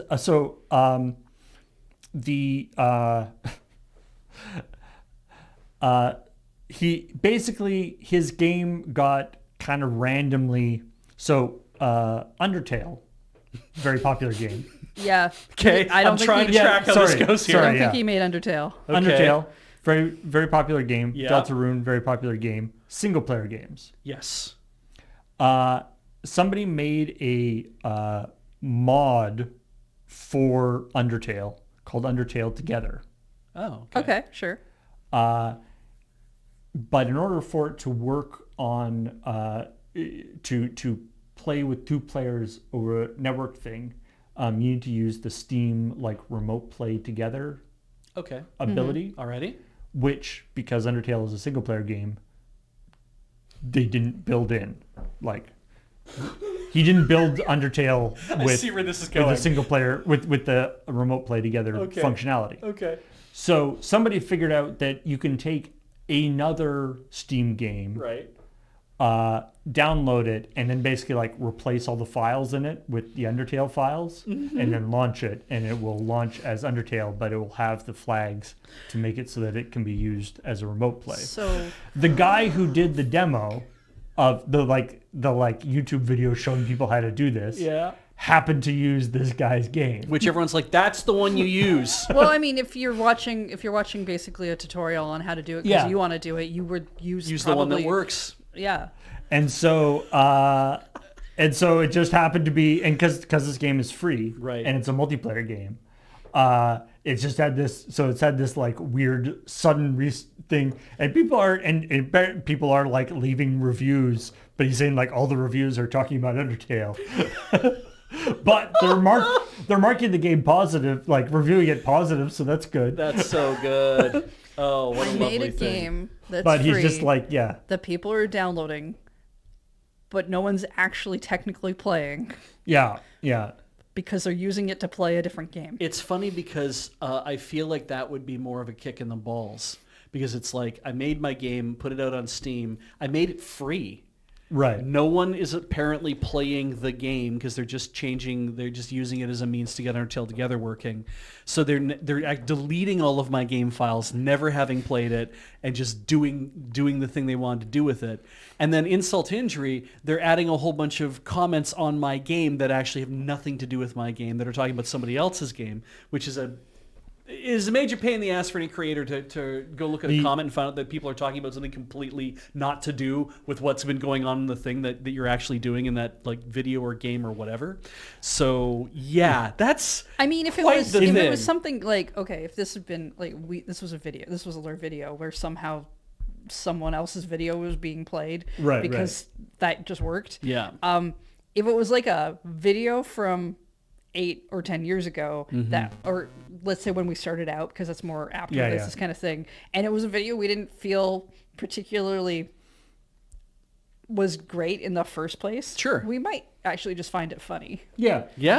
And I think that's what fair. If it was something we made last week, I think we'd be a little bit more stressed out about it. And I guess if it was the only thing we made, we'd be really upset probably. But yeah. It makes me think about in the old Flight of the Conchords TV show, which is an excellent, very, very funny show. If you haven't seen the Flight of the original Flight of the Conchords Come to America TV show, it's very good. But one of the things that they do, because of course in the context of the show they are an extremely failing or sort of struggling band. Their manager gets a whole bunch of they get a bunch of tapes made of their stuff that they're like and they're like, oh, this is going to be a big big record deal or whatever, like a big deal, they're going to sell and of course they don't sell very well or whatever, and then at the end they're like, well, the good news is we made some money, somebody just bought all the tapes. They're like, oh, that's great. He's gonna record over them.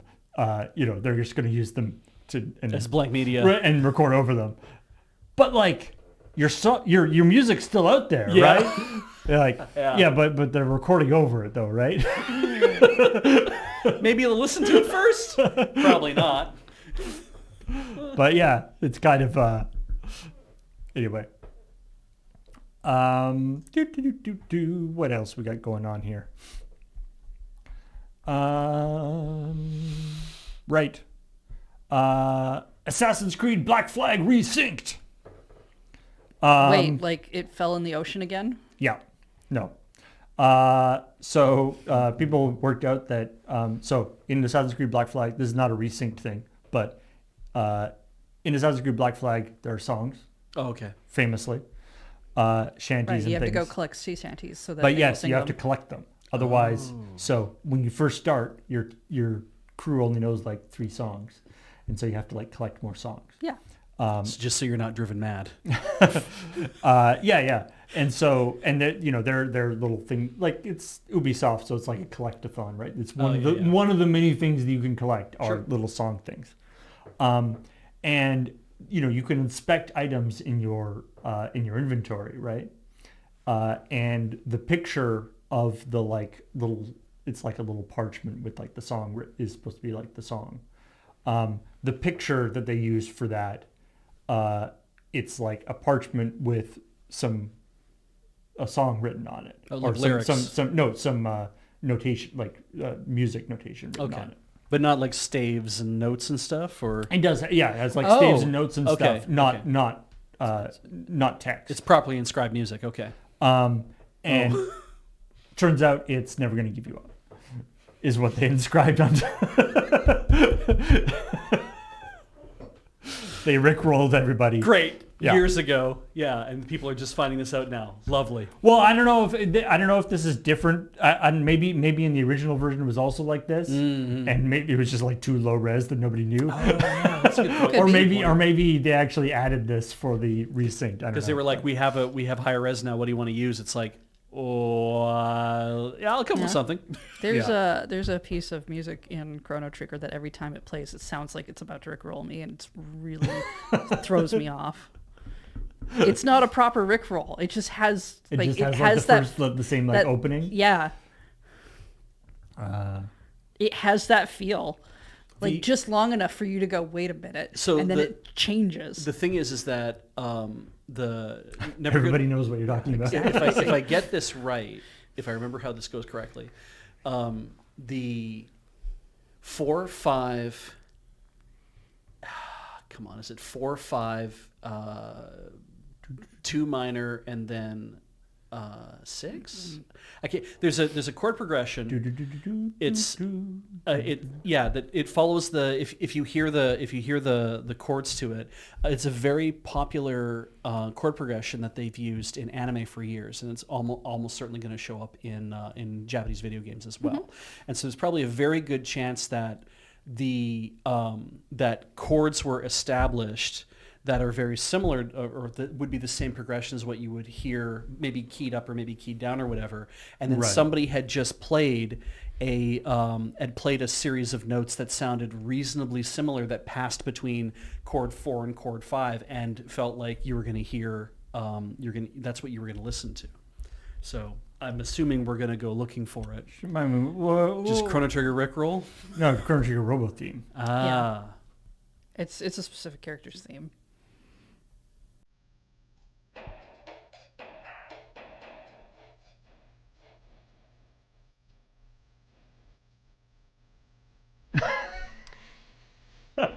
Yeah.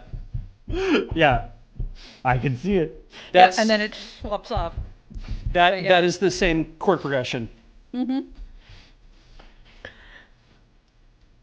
Oh, Robo. I I can't. I mean, it's true that I can never give Robo up. Yeah.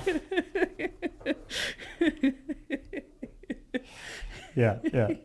It's I mean, what's the yeah. timeline? When did Never Gonna Give? Maybe Rick Astley was playing Chrono Trigger. or maybe he wrote the music for Chrono Trigger like Michael Jackson wrote music for Oh, Sonic it was the Hedgehog. actually sneaky. Chrono Trigger is a game from 1995. Yeah. Yep.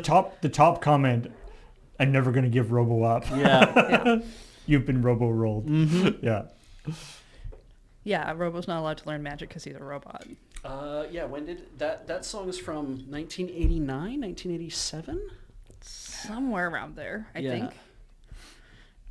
But that I swear that it's Came just out in because 97. the progression 97. is right. 97. Wow. It sounds like such a heavily 80s song, though. Thank you. 1987. 87, thank I was you. like, there's no way it came out in 97 because I graduated in 1997 and that song had been out well before I graduated. Yeah. I was gonna say I remember like my brother actually had like a Rick Astley. I don't remember like Never Gonna Give You Up being, but he had like a Rick Astley album. Okay.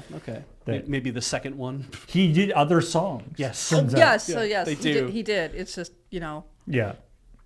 God, I saw a picture the other day of the 5 women who were in the Addicted to Love and Simply Irresistible videos. Oh, okay. Different singer, right?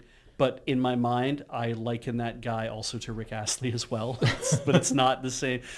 Similar kind of, the voices are similar, but not obviously the same. And I saw a picture of the 5 women, and they are having a great time because they're all smiling for one thing, and they're all not like all glammed up and everything else. And it's just funny to be like, wow, you guys look nothing alike. But in the videos, you were all made to look exactly the same, and they did an excellent job of it, but you look nothing alike in real life. I appreciate that Rick Astley has very much taken it in. He's been doing. He gets it. Well, he's doing a bit of that like sort of bemused. Yeah. Being like, sure, okay. And as people said, he actually just recently did a Pig Pony Club cover. Yeah. He's been kind of. The headlines when he passes away are all going to be the same. Yeah. It is. I applaud him for being like, I had a big hit. Maybe I had a couple other songs that did reasonably well. I kind of slowly petered out of, you try to have a career that goes on for a while.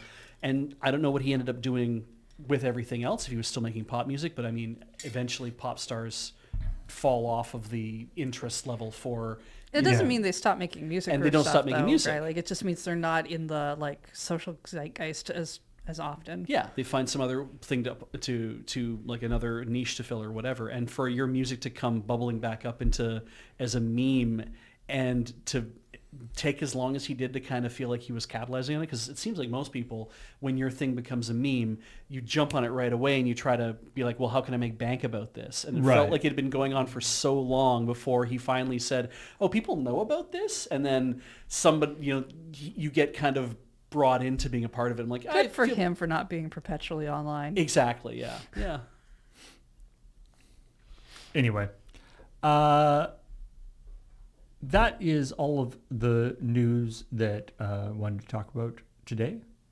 Unless there's something not one that of you I had. know of.